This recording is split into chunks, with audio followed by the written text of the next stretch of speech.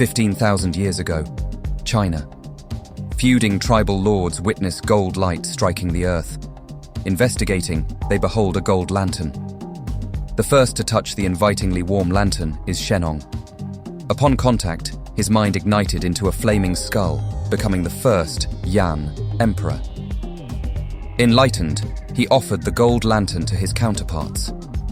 Their minds, too, were ignited into flaming skulls. Throughout China and Vietnam, the Yan brought enlightenment in various arts, sciences, and beliefs.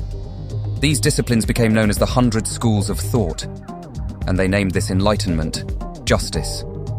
Tragically, humanity despised enlightenment, preferring to adhere to superstitious bigotries. And so oral, written, and material histories were purged. The Yan hid.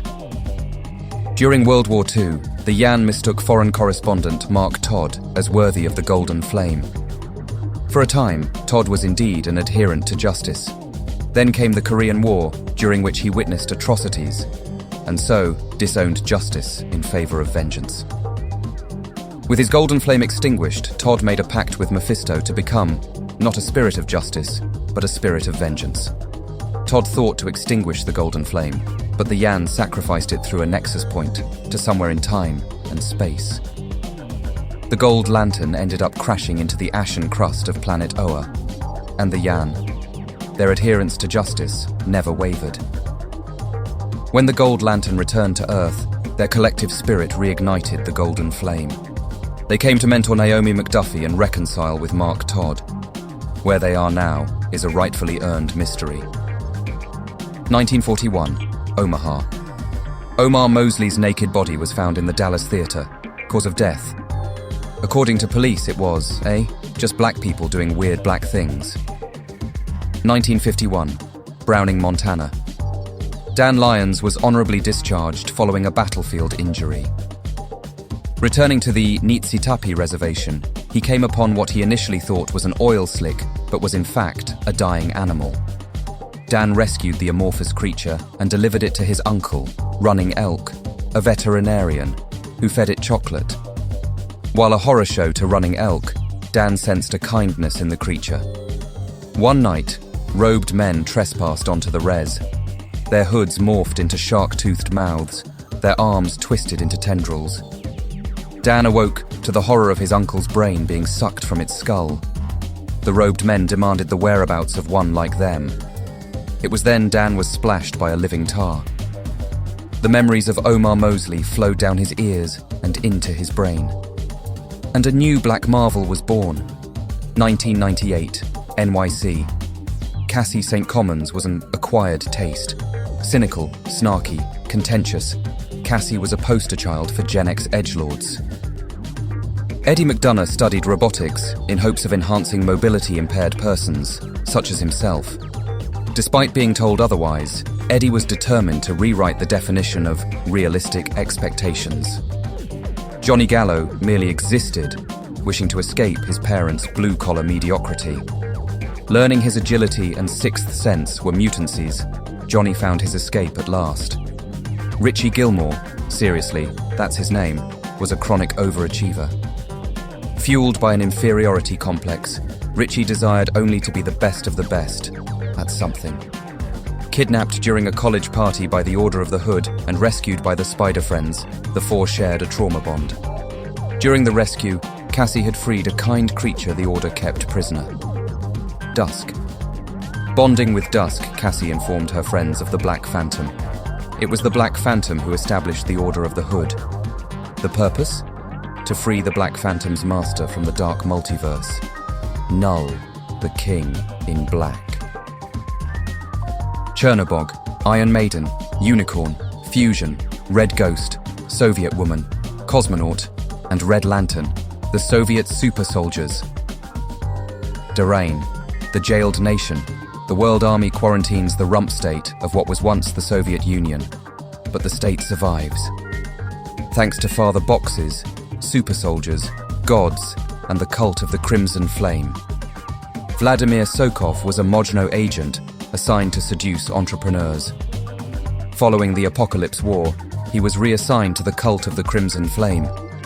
Inspired by intel concerning the Green Lantern, Vladimir fashioned a ring to siphon and rechannel the Crimson Flame. Impressed, Derain initiated a breeding program for its finest super soldiers.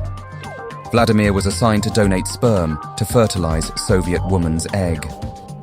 The child born was Ruby, first of the core of the Crimson Flame.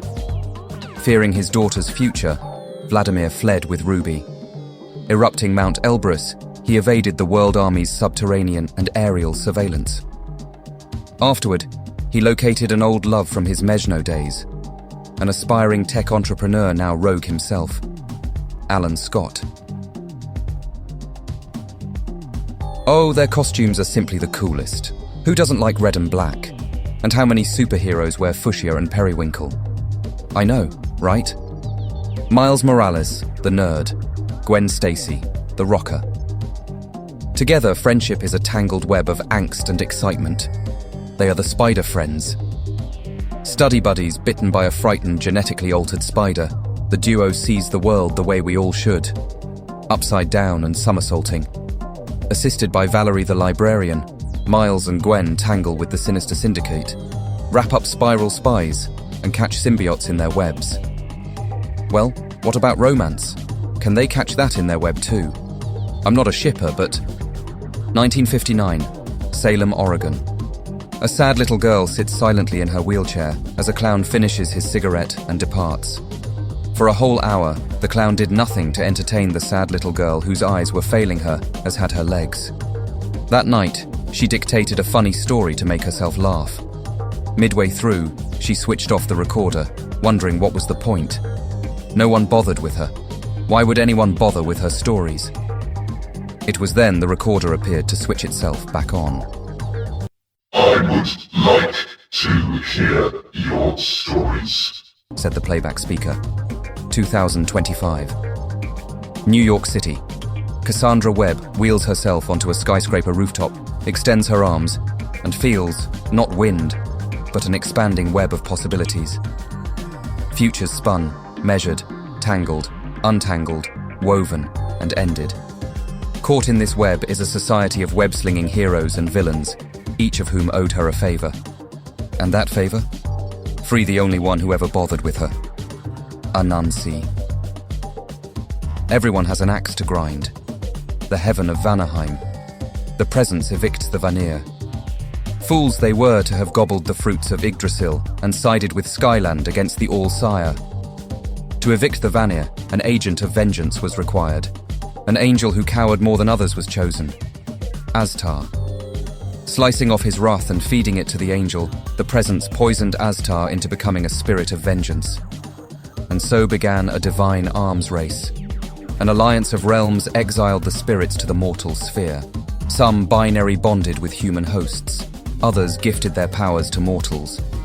Recently, mechanic Robbie Reyes was cursed by Mephisto to wage vengeance beyond Earth.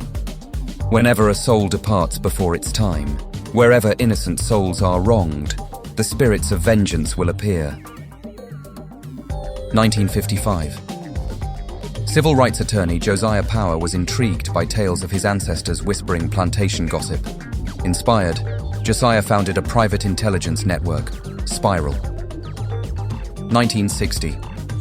Ted Grant and Donna Nance surrender their newborn son to an adoption agency. 1978. Tommy Bronson scratches werewolves, licks conspiracies, and makes the femme fatales purr. 1986.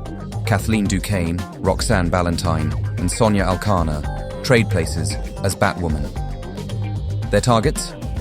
A corrupt CIA deputy director and NSA analyst. 2000. Tommy Bronson tearfully surrenders his 3 daughters to adoption. 2008. Helena Wayne witnesses her parents, Philip and Kathy, assassinated by an intruder. 2010. Carolyn Drake listens as the judge sentences her innocent parents, Richard and Diana, to the death penalty. 2022. Evelyn Crawford arrives home from her Black Hawk tour to discover her guardian, Earl Sharp, has ended his own life for unknown reasons. 2025. Vigilantes, Huntress, Black Canary, and Starling discover they share a father. 2026. With one last breath, a name is uttered on the bloody lips of Tommy Bronson. Dakota North. No. I'm not leering at your daughter, and isn't she a grown woman? What? Is she sleeping with Rex Mason? I'm going to depart now. Say hi to your newborn son for me. What's his name again? Bartholomew? Imagine a brand new product lacking instructions, and yet everyone instantly knows how to use it. How? Starrware designs technology with your personality in mind. Founder Karen Page Starr aims to advance technology 1,000 years overnight, and do so with the intent of elevating human intellect. Learning technology, health monitors, and prenatal diagnostics are only a few such examples. Starrware has announced a partnership with Terrafitech to advance regenerative medicine and establish futuristic medical schools. Recently, corporate society has extended an invitation for Starr to come in, take a seat,